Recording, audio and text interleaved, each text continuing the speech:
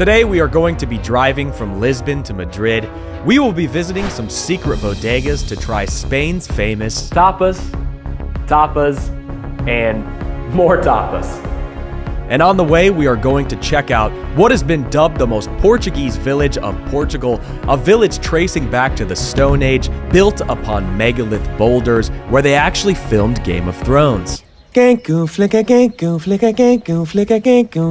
on your seatbelt and strap in tight. You're not gonna wanna miss this one. One of the great benefits of living here in Portugal is its close proximity to the rest of Europe and Northern Africa, places like Morocco. And one of the reasons that I moved to Portugal was to be able to travel to those places a lot more conveniently. On this channel, I'm going to try to post one video of me traveling somewhere from Portugal to places in Europe, in Northern Africa, and hopefully around the world. So to begin, let's go to Madrid. And look who we're going with. Bom dia. 5 hours and 40 minutes to get to Madrid. On the way, we stopped to fill up for gasoline. The regular gas here is 1.65 euros per liter, which is actually about 6.7 euros a gallon, and when converted to US dollars is around $7 a gallon.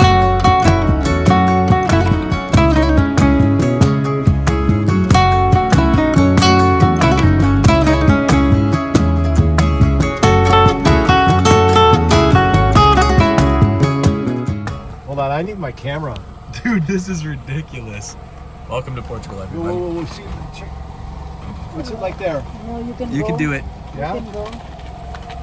No, yeah. What the frick? I told you, the road's getting smaller and smaller.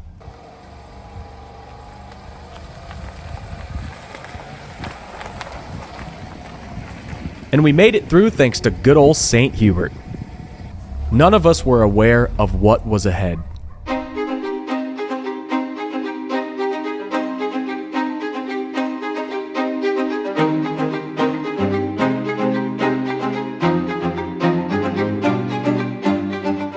Driving up a steep, windy road, we arrived to Monsanto, a Portuguese village that has traces of man all the way back to the Stone Age.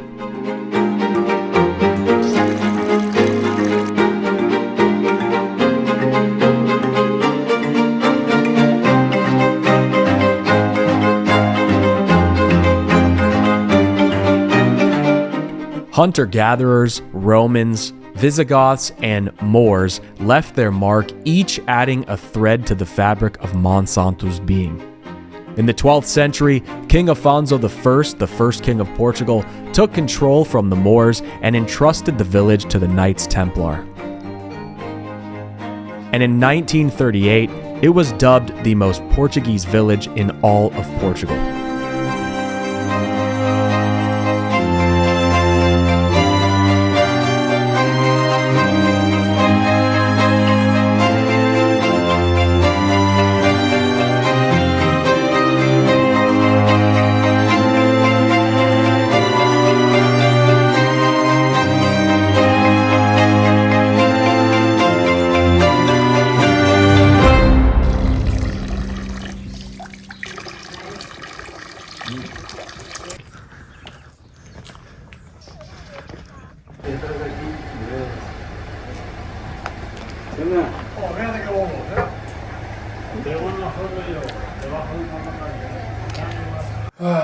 Sangria? Sangria. Queres copo de sangria? Quero. This is making me claustrophobic, and I'm not claustrophobic. The amount of weight above my head right I now know. It's scary. It is insane. This is beautiful, though. It is. You can't really describe the scale of these megalith boulders until you are standing directly underneath them. They have maps throughout the trail where you can see where they filmed House of the Dragon from Game of Thrones.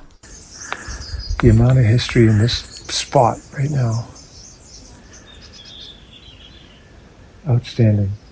It's the new year and a great time to work on yourself. This year, I am working on conquering my fears and leaving my comfort zone by traveling abroad more often. But traveling abroad and being far away from home can be overwhelming, and a lot of times it can be a mirror into our inner self. And sometimes what we discover about ourselves can be rather uncomfortable. But thankfully, the sponsor of today's video, BetterHelp, is here to help with just that. BetterHelp allows you to connect with a licensed therapist anywhere in the world who is trained to listen and give you helpful, unbiased advice. Starting therapy can be hard. The right therapist for you may not be in your area, and some people find the face-to-face interaction of therapy rather uncomfortable. With BetterHelp, you can have your therapy sessions as a phone call, a video chat, or even messaging if you prefer that. Whatever's the most comfortable version of therapy for you. Getting started is simple. You fill out a questionnaire to help assess your specific needs, and you'll get matched with a therapist in most cases within 48 hours or less. You'll be able to schedule therapy sessions at a time that's convenient for you. And if you feel like your therapist isn't a great fit, you can switch therapists with the click of a button in your settings at no additional cost. Click the link in the description below or visit betterhelp.com/Dave in Portugal. Clicking that link helps support this channel, and it also gets you 10% off your first month of BetterHelp so you can connect with a therapist and see if it helps you. Now, back to the video. It was time to get back on the road, and we were very close to the border of Spain. But how much of a hassle would it be to cross the border? I don't think that Americans truly understand the concept of the European Union being borderless. Literally, the only thing that signified us crossing into Spain from Portugal was this sign. And boom, we're in Spain. Pretty cool.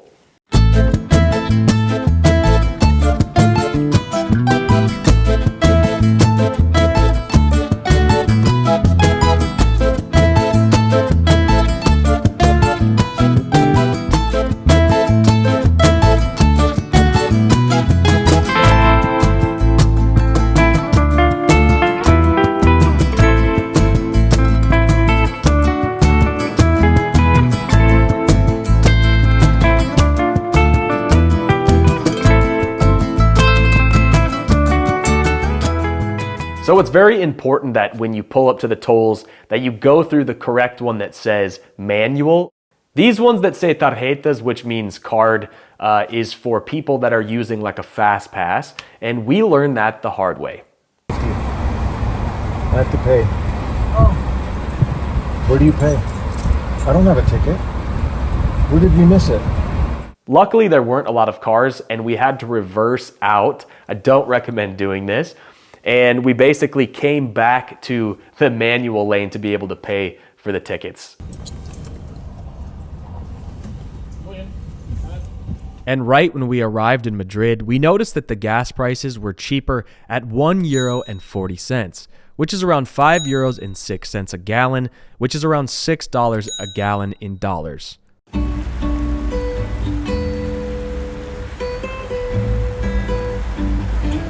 Arriving in Madrid, naturally we were hungry, and I think we chose the right place to start.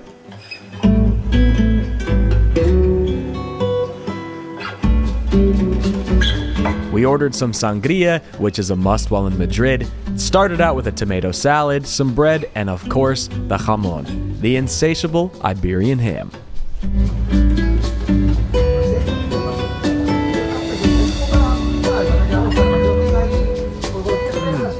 And then they come out with these croquettes, where it's a croquette with diced jamón inside like bacon. This cream is like bechamel 2.0. This is phenomenally good. The famous paella. If you're a big fan of crispy rice, if you've had it at Asian restaurants or different places, this is the Spanish version of that basically. It's a seafood rice, and they kind of burn the bottom of the pan to get this nice crunch in the bottom of the rice, and it's really good.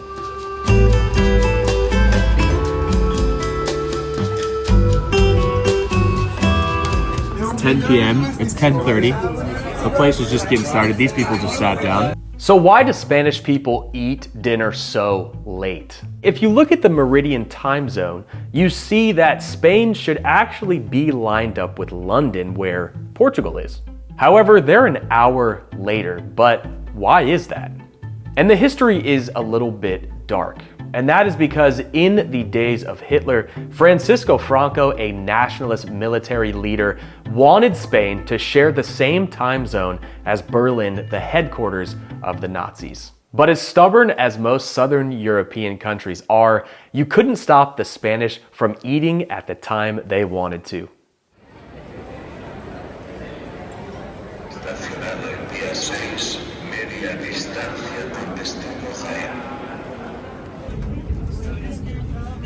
In the morning, we took the train into the center of Madrid, and it was immediately apparent how good the transportation infrastructure is.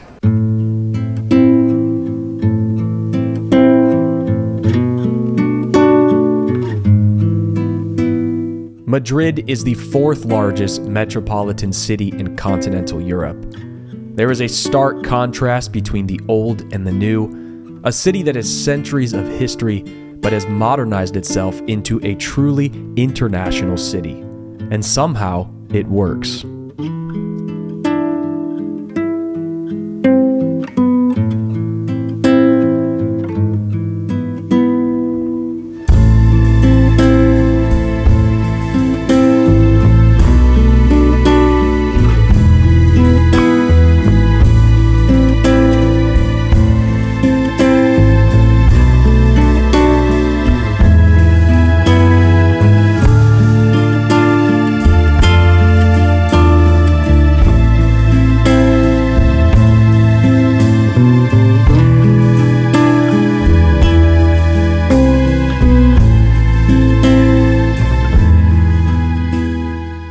So obviously I was really excited to try this tapas style, and I didn't realize that this was a thing in most of the traditional restaurants in Madrid. And the idea is that if you come in and you order a drink, they will set down a plate of tapas. If you order a second drink, they will set down another one. And the better the restaurant it is, the better the tapas get. And by this time, we were very hungry, so we decided to go to a place where we could stuff our face with as many tapas as possible. And that is the touristy Mercado San Miguel.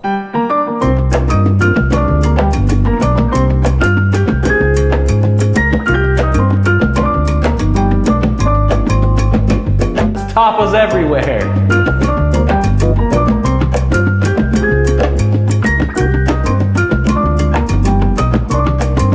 First up, of course, we had to have an Iberian ham sandwich with the famous jamón.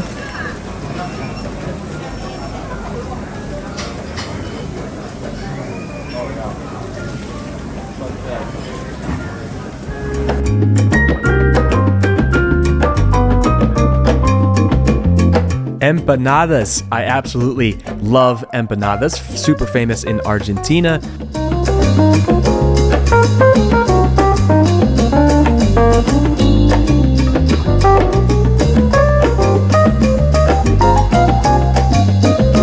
You got a bit of a crunch with the onions, but it's so mildly seasoned, but just perfect. Oh yeah, to the caramelized onions. Oh man.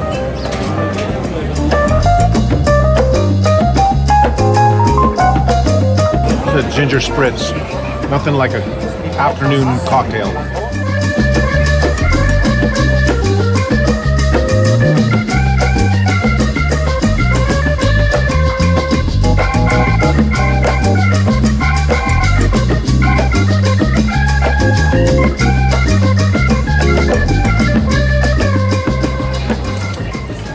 Oh yeah. Oh, look at that. That's beautiful.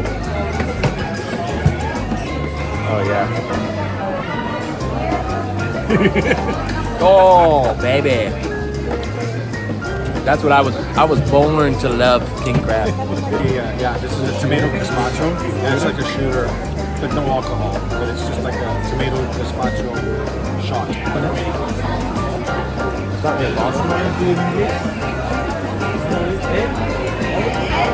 This is a crab tapa.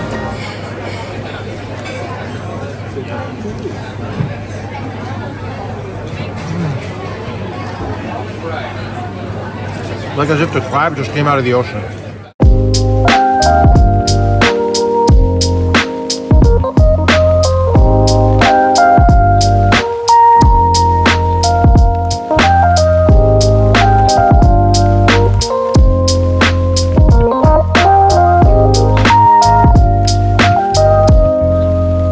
this is what a tortilla looks like in Spain. I want this for breakfast every day.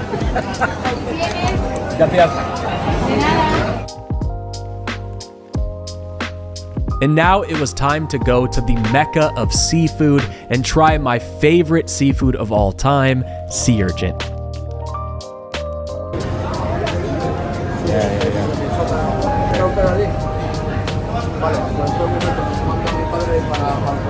Oh man, it's so fresh. That's incredible. You know what it is? It's when your brain can't process something, but it's delicious. It's like a seafood sorbet. That's a perfect way to put it. It's a seafood sorbet. Yeah. And look, you can actually hold it, and you're kind of scared if it's needles or anything, but you can actually grasp it lightly. It's not that hard. It's not that bad. No. Oh, it's heavenly. It's heavenly. This is one of my favorite seafood. Dude, it is so fresh. And there's no ocean anywhere close to Madrid, so I'm a little scared. Salud. Salud. And of course, we had to finish the journey with some churros.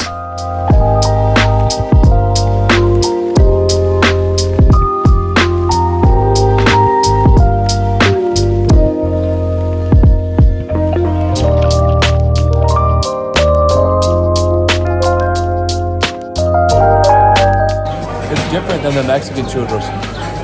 There's no cinnamon and sugar on the outside. It's rather, like, this isn't sweet.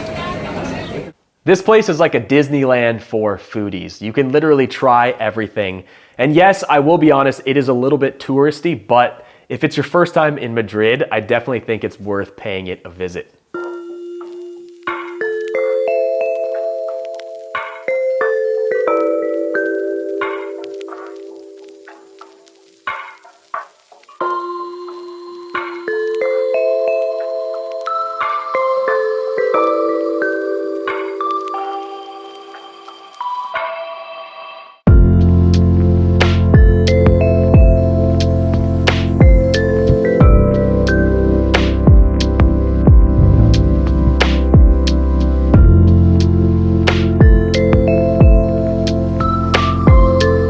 Then I decided to pay my friend Lieb a visit, who owns a really cool old school bike shop called Gregorio. If you live in Madrid or you're visiting and you need a bike tuned up, trust me, this is the place to bring it. He specializes in modernizing vintage bikes from the 70s, 80s, and 90s, but he can pretty much fix anything. Lieb definitely knows his stuff, and he has a YouTube channel dedicated to fixing and maintaining bicycles. There's a link in the description below if you want to check him out. So Lieb says, why don't you grab a bike? Let me show you around town. I'll show you some of my favorite places. Let's go. The first place we went would become my favorite restaurant on this trip. If you know me, you know that I am a huge fan of natural wines, and this place has a huge draft list of natural wines available. They specialize in exceptional cheeses,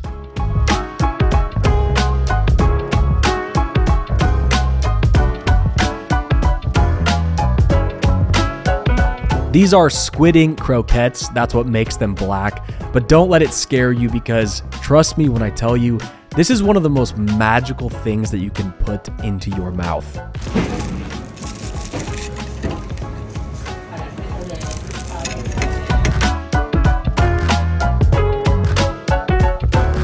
And pork belly over a bed of kimchi for the win.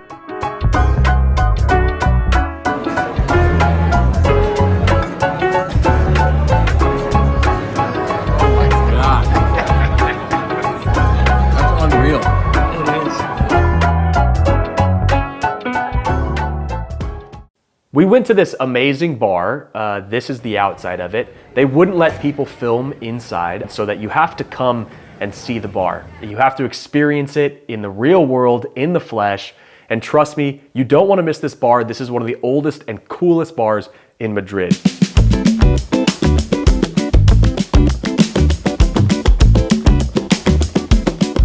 So right now we are in the center of the city. It is called El Sol, and it is the biggest metro and train stop in Madrid.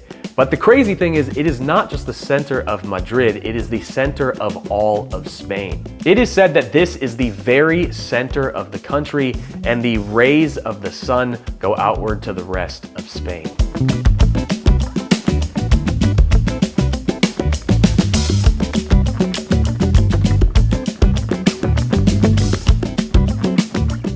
So we walk into this bar and it's super full, and I'm like, dude, we're not getting a seat. And we go underneath the bar, and I'm thinking like, whoa, whoa, whoa, where are we going? And we end up in this completely secret back room. Apparently there's seating, and you can come back here and order some beers and some tortillas. If you're more of a fan of a runny style egg instead of a kind of quiche style or flan style egg, this is the tortilla for you. Some say this is the best tortilla in Madrid. Then we moved on to the neighborhood hipster brunch spot, La Bicicleta. At nighttime, it turns into a cocktail bar, and they also have natural wines on tap. A really cool spot in an iconic neighborhood. So there's a girl sitting at the bar, and she says, since you guys are American, you guys need to come try the best hot dog in Madrid.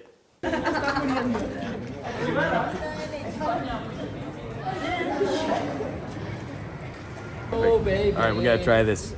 It looks good. It smells good. Let's see. It's better than 7-Eleven. Approved. It was then time to go back to the hostel and get some sleep before our next big day, and before we had to drive back to Portugal.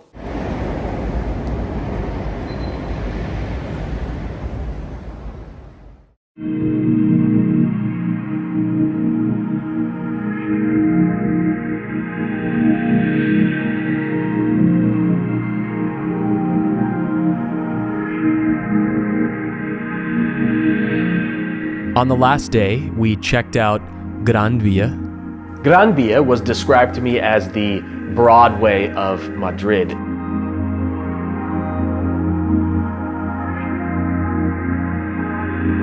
There is just so much to take in Madrid. It's just so big. It's gonna take a couple of trips coming here, and it's cool that it's so close to Portugal, because you could probably come 10 times and still discover something new.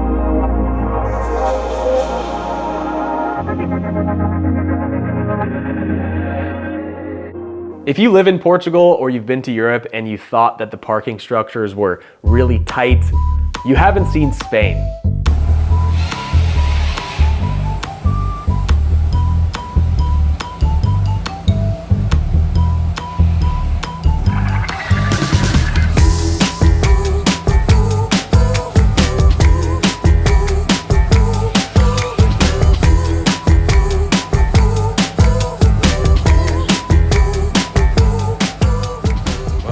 It's a good thing that there's no cars back there right now, because he can back right into that.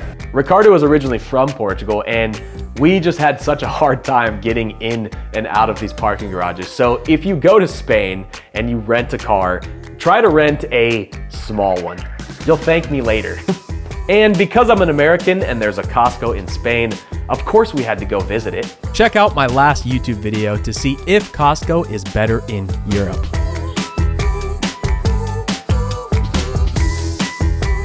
Then it was time to start our journey back to good old Portugal.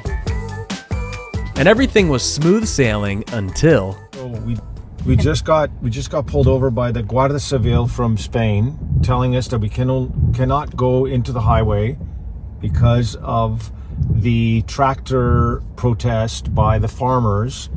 The highway is completely closed, so we have to take the inner roads back into Portugal. And the officer was super helpful, though. Yeah, she was super nice. Spoken English, broken, but spoken English. España, Portugal, yeah. That's all it was. Right there. And thanks to the detour, this was the border crossing back into Portugal. We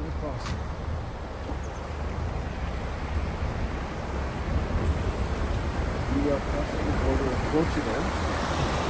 And we obviously made it back to Portugal safe and sound. Definitely good to be back home. Madrid is a pretty cool city, and I was really glad that I went to check it out. While living in Portugal, it's nice to head over and mix it up a little bit. If you want to see more videos about living in Europe or Portugal specifically, make sure to hit the like and subscribe button. I'll be posting videos like this every single week on this channel. This is some guy named Dave, and hopefully we'll see you next time.